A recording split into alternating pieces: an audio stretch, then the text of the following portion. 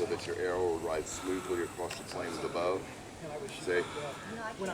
And if it were like this, then your arrow, your feather would, or fletching, would hit against the handle, and it would, not be accurate at all.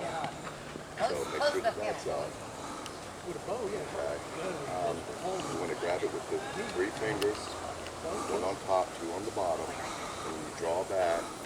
You're going to nice and level. Draw back, and then just aim at the target. Full draw. Actually, move this arrow here. Go where your hand rests comfortably now.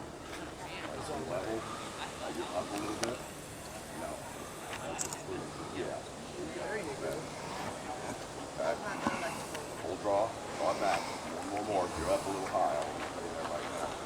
Everybody stand back. Sorry. TJ, let me. That would be me. I don't know if Vince. That's everybody. Take and tip your bow just ever so slightly off straight. A little angle doesn't hurt. Because you were falling off of your hand, so if you tip it slightly, it allows it to rest a little better. And, Yeah. Breathing is always good. Breathing is good. I have been breathing for 44 years. back around here side. Okay. It's the one thing that I've done consistently for almost 62 years. Not 62, I don't believe you. April, I'll be 60. Oh, You're full of energy. You're doing something right. I got good genes. My dad's going to be 90 this year. So. And if you look at it, you never guess it. You might say 70. But you wouldn't say almost 90. And he still drives. And I'm usually his chauffeur, but I'm here, so if he wants to go to church on tomorrow, he's going to be driving to church. If he wanted to go to breakfast, he'd go drive to breakfast. Not a problem. He's still sharp as a tack. He doesn't. He can remember World War II like it was yesterday. But don't ask him where he put his keys. I mean, he's got a phenomenal memory, but it's memory, like I said. He can remember World War II because he was a 3-war veteran. World War II, 3, and Vietnam. There aren't a whole lot of 3-war veterans still around, and he was what they call a career gunner. You know what a torpedo bomber was? World War II. The pilot in the turret and had a little. The radio operator was underneath, but he had a little single barrel 30 caliber machine gun. He could 3-man crew. Those planes had disappeared in the Bermuda Triangle. back up here to your mouth. That was the type of airplane. My dad was a gunner in the turret. He was in Fort Lauderdale when those planes disappeared. He flew that morning. The flight disappeared that afternoon. Yeah, mine too. Every year down there in Fort Lauderdale, Yeah.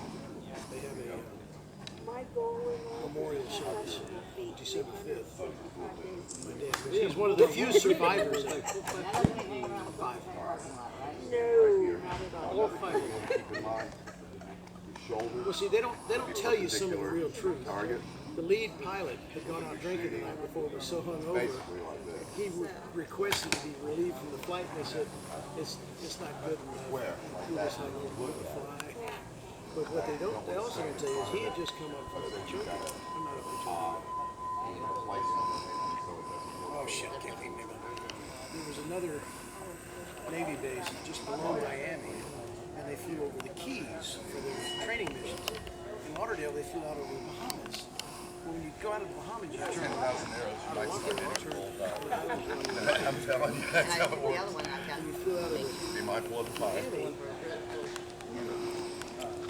He was hung over and all that. He refused because he'd been overlocked. He was flying all these missions, training missions. Go ahead and shoot. Oh, you want me to hold Just those flying out? the Gulf. Islands to the left. Now he's getting out over the Atlantic, keeping the islands to the right, and he got mixed up. And he thought he was in the Gulf, but he was turning east to come back to Florida. All he had to do was turn west. He would come right back to Florida. Plus, he was like, a little hungover, so he really wouldn't. And a lot of the other training pilots were student pilots. All right. The other planes. Okay. Now you see A where good you're going, buddy right? of my dad's. Yeah, now you know where to adjust. But they never find the plane or anything. No, they haven't That's found what any it of is. them. I personally think Sometimes they're it up by takes a couple Daytona. arrows and then you just I kind of used to be a adjust. diver. Take your Ran time. a dive shop and a guy I knew. And was a heavy duty lobsterman. And he was out off of Daytona. Much better. And